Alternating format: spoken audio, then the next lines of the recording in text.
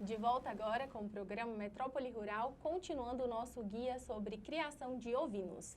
E agora uma curiosidade master e bem básica também, né, Daniela?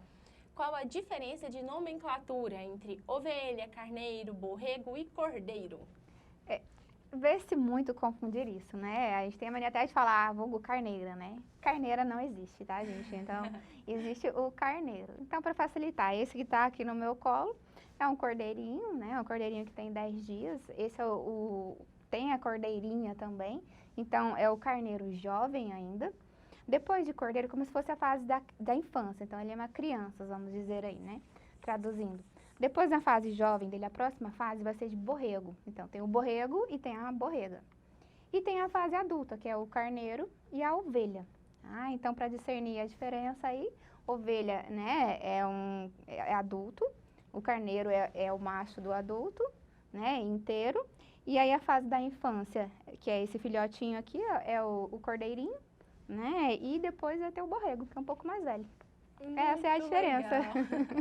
Acho que é uma confusão quase que geral, né? Tem Todo muita mundo gente pergunta, mas que animal é esse? É um carneiro? Sim, são vícios de linguagem, né? E tem muita gente que confunde, igual o apelido desse aqui é Bito, porque lembra cabrito, mas esse não é um cabrito, né? É um carneirinho, assim, né? Na verdade, ele é um filhotinho, então é um cordeirinho. Ótimo. Como a sua referência é um filhotinho e tudo mais, só para esclarecer, sobre vacinação, vermífugos, para criar esses animaizinhos, como é que funciona? Sim, você falou uma chave da ovinocultura, tá? Então, assim, a gente vê muito que tentou criar esse cordeiro, né? E não deu certo a criação. Começou a morrer animais daqui e dali, foi definhando e foi emagrecendo e foi acabando o rebanho. Então, a chave está nessa palavra que você disse, Liliane, vermífugo, tá? Sobre vermífugos. Esse protocolo é muito importante. Então, tem muita gente que tem dúvida quando vermifugar, tá? Qual é esse período? Então, o período das águas é um período de maior intensidade de contaminação, tá? Junta umidade e calor aumenta a infestação de vermes no rebanho, então tem que ficar atento mesmo a isso. A preferência é por vermífugos sempre orais, e se puder fazer em jejum de 12 horas, esse vermífugo ajuda muito, é muito melhor o efeito dele no rebanho.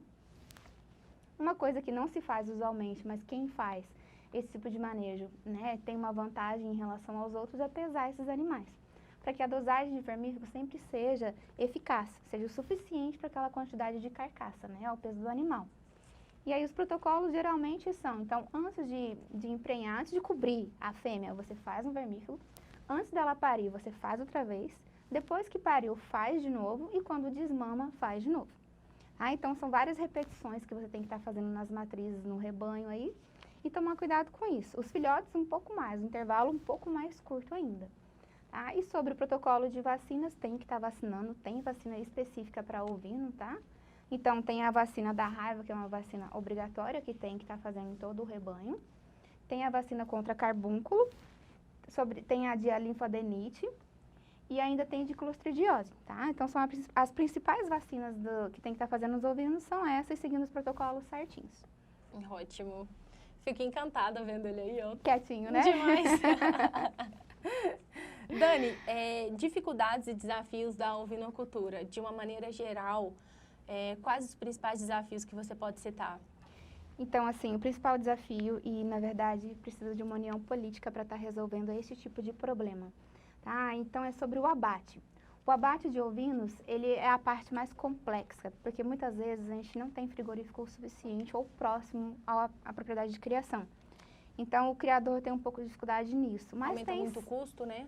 Sim, tem saídas alternativas. Então, assim, tem muita gente que vende, faz a venda direta do animal. Tem muita gente que faz venda direta já para boutiques de carne. Tem muita gente que cria para o seu próprio restaurante. Então, assim, como é uma carne muito refinada, né, você sempre vai ter mercado para ela. É uma coisa que não precisa se preocupar. Esse é um dos desafios. O outro, né, é vencer essas dificuldades de criação, os hábitos de criação. Então, tem que ter um manejo correto, tem que ter uma criação correta. Essa atenção aos vermífugos tem que estar em dia, tudo certinho, senão vai dar errado. Comprometer a qualidade do produto final. Comprometer a qualidade. Né? A cerca é uma coisa que muita gente reclama, não tem cerca que segura carneiro. Mentira, não tem cerca, né? Bem feita, segura carneiro sim, tá? Então, o vão entre os arames é diferente da criação de bovinos. Você não vai misturar bovinos e ovinos no mesmo pasto, tá? Isso não pode. A gente tem a verminose chamada Haemonchus, tá? Contortus, que é o que mais mata carneiro, o que mais mata a criação. Então, muitas vezes a pastagem já era contaminada com a criação de bovinos, que são ruminantes, e também tem esse verme no intestino. E aí o que acontece? Você introduz o ovino nessa pastagem e você está contaminando o ovino, que é muito mais sensível a esse tipo de verminose. Então, se você tiver colocado bovinos na pastagem anterior, vai ter que fazer um rodízio, deixar descansando essa pastagem por 3 meses. E aí você vai estar fazendo vermífugo nos ovinos e introduzindo nesse pasto. Ótimo. Vantagens e desvantagens da criação de ovinos e bovinos? Tem uma desvantagem. A gente fala sempre assim e dá uma raivinha no criador de bovino, tá?